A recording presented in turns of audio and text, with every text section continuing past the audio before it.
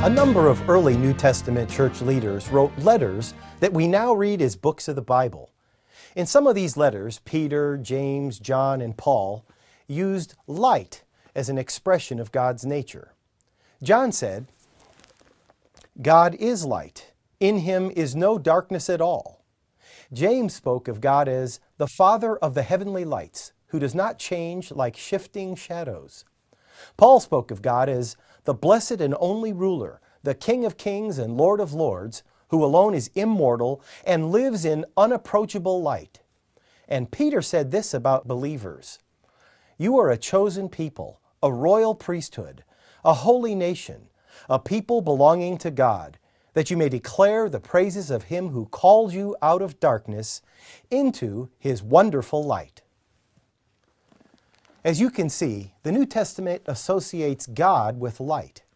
Even in the Old Testament, we find light as the first gift God gave to the universe.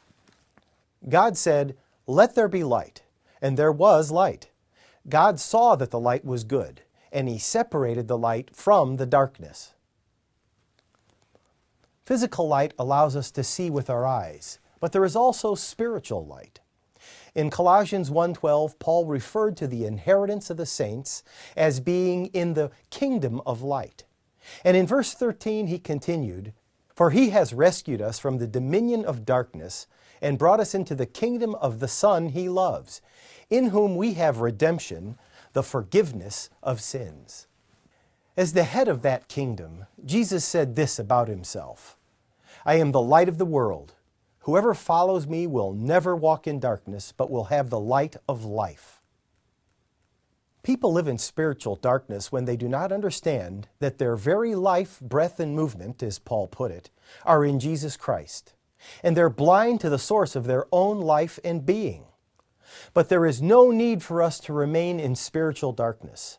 The light of God is beaming everywhere through Jesus Christ, the light of the world. If we reject God or fail to see his love and goodness for us, it's as if we're walking around with our eyes shut or blinders over our eyes. Let's open our eyes.